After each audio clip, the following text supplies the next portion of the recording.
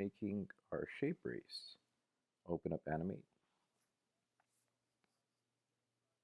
You want to skip the download.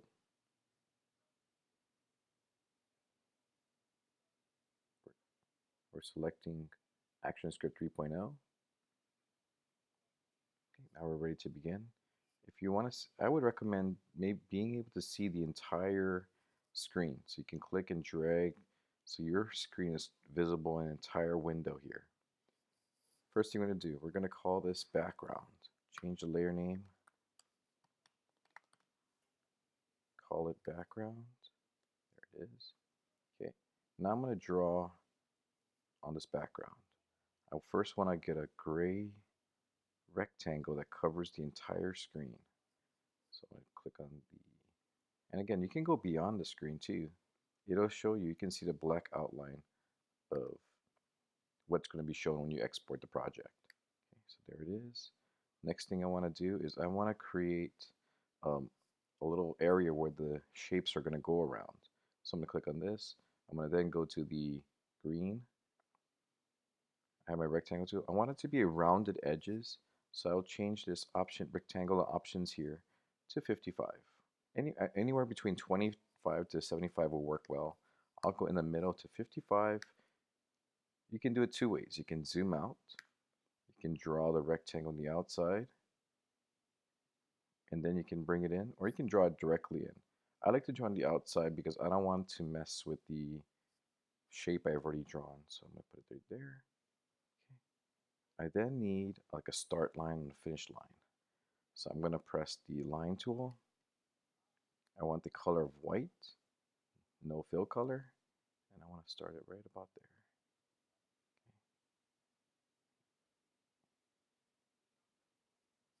There's your start line. You can make it thicker too if you want to. Maybe if you don't like that thickness, you can change it here. Maybe I'll go to 5.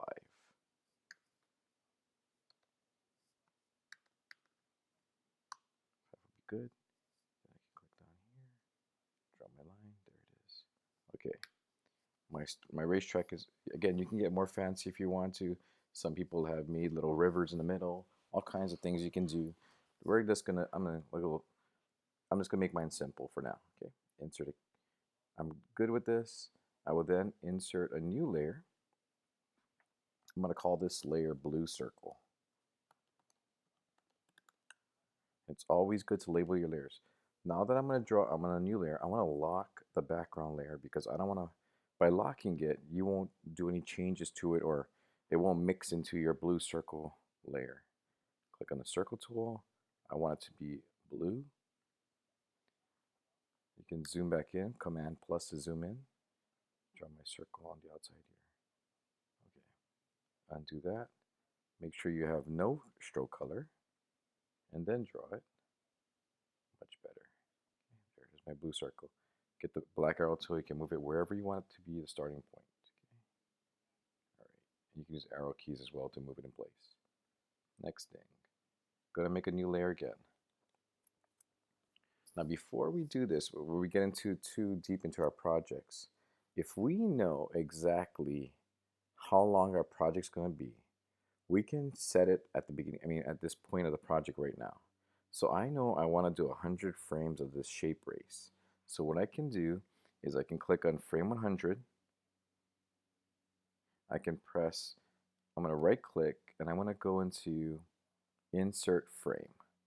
When you insert a frame, your racetrack will appear for that duration of time because you're not doing a keyframe because you're not doing any actions to it, but you want that racetrack to show for the entire duration of the project. You could also do the same thing for the blue circle. You can just insert a frame there by right clicking or press F5 if you want, F5 on the keyboard, right clicking or control click, insert frame, and then that will show your blue circle for the duration of the time for the 100 frames. So it's a lot easier to work with. If you've done this already early, if you've done it for the background layer and you're all set, it'll automatically create it as you make more new layers. So now when I make a new layer for the red square, it already has the 100 frames set up for you because it assumes, oh, he probably wants this done for 100 frames as well. So your 100 frames is already laid out. I'm going to lock my blue blue circle. I'm going to call this one red square. And now I can draw my red square. And again, no stroke color. Now previously I changed the rectangular options to 55. So it made it circular. Make sure you change that back to a 0 so you can get a solid rectangle on your project. So now I can draw a red square right there. Okay. And I'm getting almost there. Next thing. It has it for the 100 frames. So when I scrub through my project, you can see the objects for that duration of time. Lock this object, click on the new layer icon. I'm going to call this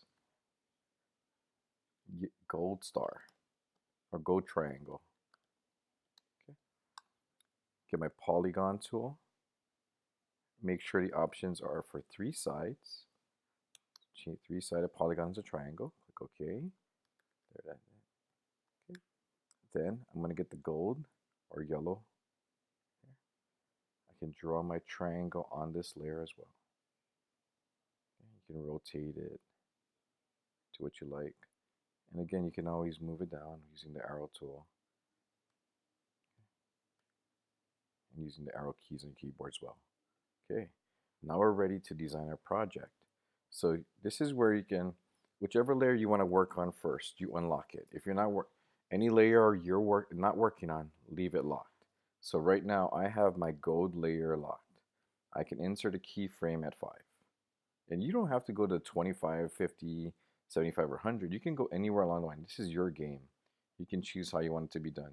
So I can press F6 or right click and insert a keyframe. Then I get my my black arrow tool. I can move it in place, and then I can. Now here's the thing: you can do it 2 ways. You can do all your keyframes along the path. So if I press F6 or insert keyframe, I can make this move down some more. Press F6 or right click, insert keyframe. I can move this some more. Insert keyframe, move it down some more. Okay. And if you want to, at the end, if you want to do your classic tween at the end, you can just highlight the frames you want to do the tweens for. So if you want to do for this duration down here, you can go to Control and create classic tween. It does that transformation for you. So now when I play it back, it's already there. I can just play it and it'll bounce the way I want it to. Okay. And of course, this area is not done yet. That's why it's all dotted like this. Once you add keyframes for movements, if I inserted a keyframe here,